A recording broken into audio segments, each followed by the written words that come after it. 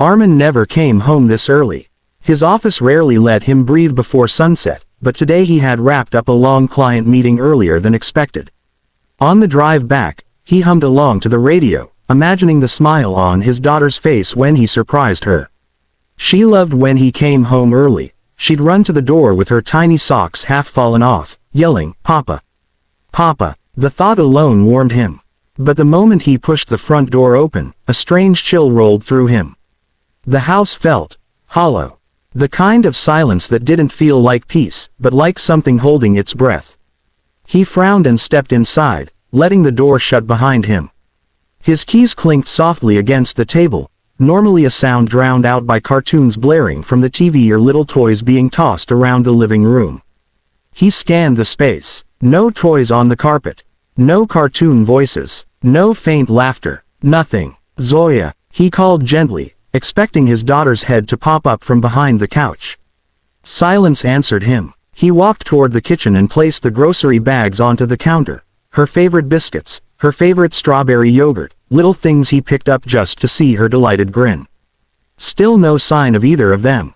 A faint noise drifted down the hallway. A small, broken sound. He stopped breathing for a second, tilting his head. It wasn't loud, more like a stifled whimper.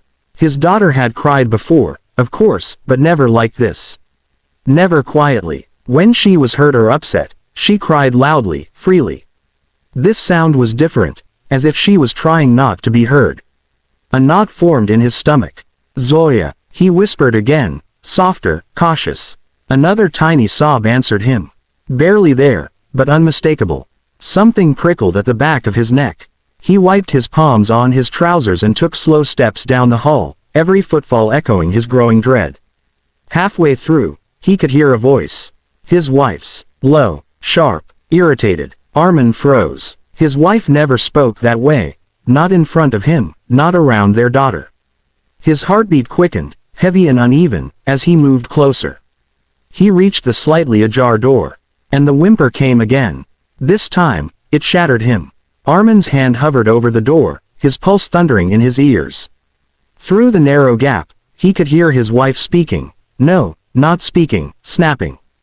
Her voice, usually calm and warm, was now coated in impatience, frustration, an edge he had never heard before. "I told you to sit still. Why can't you just listen for once?" she hissed. His daughter whimpered, a tiny, shaking sound. Not the cry of a child throwing a tantrum. This was the quiet, frightened sound of someone trying not to make things worse. Armin pushed the door open another inch. The sight inside made his stomach twist. His wife stood with her arms crossed tightly, looming over their little girl. The room was small, scattered with crayons and a half-finished drawing, two stick-figure parents and a smiley child with a giant yellow sun. It should have been a happy picture. But his daughter sat on the floor, curled into herself, shoulders trembling. No bruises, no marks, but fear lived clearly on her tiny face. Armin stepped inside, but neither of them noticed yet. His wife's voice cut through the air again. "You ruined it. Do you hear me? I asked you to stop scribbling, and you just kept going. What is wrong with you today?" Something inside him snapped. Before he even said a word, his daughter's head jerked up. She saw him, and the relief that washed over her face was instant, a silent cry for help. She scrambled to stand, wobbling on her little feet. His wife turned sharply, startled by the movement. The moment she saw him, her eyes widened. She looked guilty, defensive, as if she had been caught holding something sharp. "Armin, what are you doing home?" she asked quickly, voice suddenly soft, sweet, fake.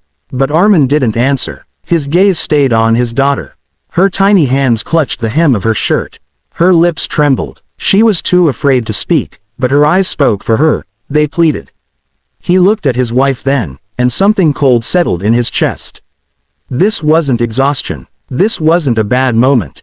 This was fear she had created. Fear their daughter should never have known. Armin's voice came out low, barely controlled. "What is happening here?" His wife swallowed hard. "It's nothing." She was misbehaving. I just raised my voice a bit." He could hear the lie.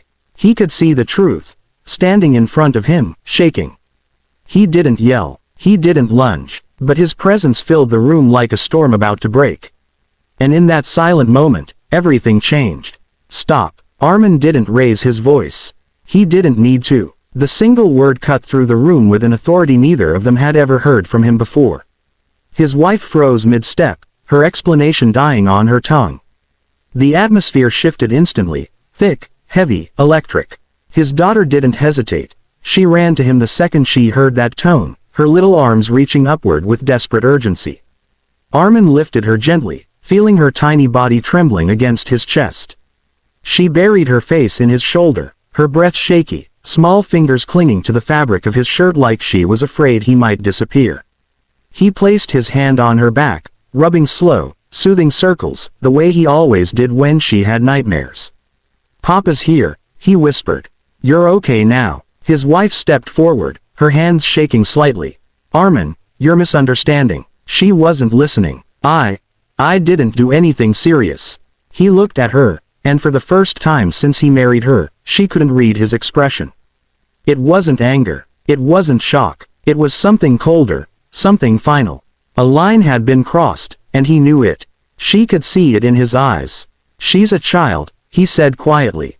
"A small child. She's not supposed to fear the person who stays home with her." His wife's face twisted, half defensive, half ashamed. "I just lost my patience. Everyone does sometimes. I've been overwhelmed, Armin." She kept. "Enough." He didn't raise his voice, but the word hit harder than any shout. He shifted his daughter in his arms. She had calmed a little, but every few seconds she tensed, as if expecting her mother's voice to snap at her again. "You could have called me," he said, keeping his tone controlled for the sake of the little girl in his arms. "If you were overwhelmed, if you needed a break, anything. But this." He looked around, at the crayons on the floor, at the half-finished drawing, at the fear still lingering in the air. "This isn't a moment of impatience. This is you choosing frustration over kindness." His wife swallowed, eyes glossy.